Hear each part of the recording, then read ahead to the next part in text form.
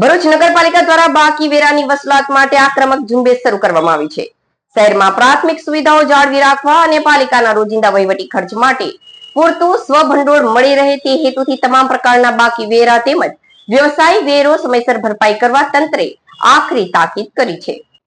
સક્ષમ હોવા છતાં લાંબા સમયથી વેરો ન ભરતા મોટા બાકીદારોની ટેક્સ શાખા દ્વારા યાદી તૈયાર કરવામાં આવી છે અને તેમની સામે વોરંટ બજાવણીની કડક કાર્યવાહી હાથ ધરાઈ છે। આ ઉપરાંત રહેણાંક વિસ્તારોમાં પણ લાંબા સમયથી વેરો બાકી રાખનારાઓના નળ કનેક્શન કાપી નાખવા સહિતના દંડાત્મક પગલાં લેવામાં આવી રહ્યા છે। નગરપાલિકાના મુખ્ય અધિકારી હરીશ અગ્રવાલે જણાવ્યું હતું કે સ્ટ્રીટ લાઇટના બિલ, વાહનોનું ડીઝલ, આઉટસોર્સિંગ કર્મચારીઓના પગાર, પેન્શન અને મરામત ખર્ચ સ્વભંડોળમાંથી થાય છે। ચાલુ વર્ષે 90% વસૂલાત થઈ છે, પરંતુ અગાઉના વર્ષોની મોટી બાકી રકમથી વહીવટી કામગીરી પર અસર પડી રહી છે।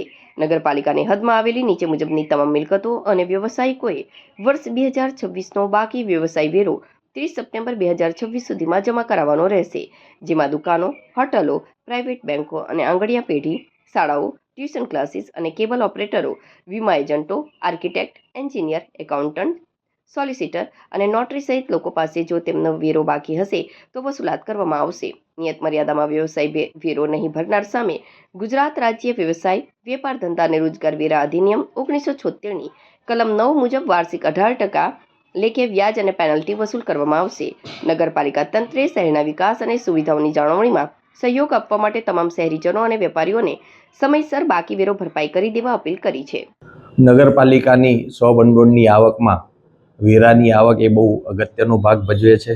વેરાની આવકમાંથી સ્વભંડોળની જે આવક થાય એમાંથી નગરપાલિકાએ રોજબરોજના ખર્ચા જેવા કે લાઇટ બિલ, ડીઝલના ખર્ચા, આઉટસોર્સિંગ કર્મચારીઓના ખર્ચા, એ સિવાય જે નગરપાલિકાના કર્મચારીઓને પેન્શન આપવાનું થાય તો પેન્શનના ખર્ચા તેમજ નાનું મોટું રિપેરિંગ તમામ ખર્ચ જે છે સ્વભંડોળની આવકમાંથી કરવાના થાય છે।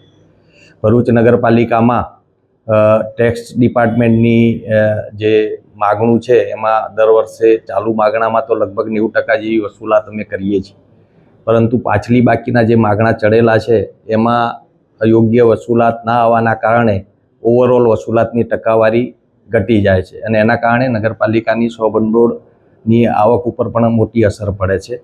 આ વખતે અમે જે પાછલી બાકીના બાકીદારો જે છે એમાં મોટા બાકીદારો છે અને જે લોકો ભરી શકે છે એ લોકો કોઈને કોઈ કારણથી ભરતા નથી એવી યાદી અલગ તારવી છે અમે, અને નગરપાલિકાની ટેક્સ શાખા જે છે એના મારફત અત્યારે આ મોટા બાકીદારોનો સંપર્ક કરી અને એમને વોરંટ બજાવવાની કામગીરી ચાલુ કરેલ છે।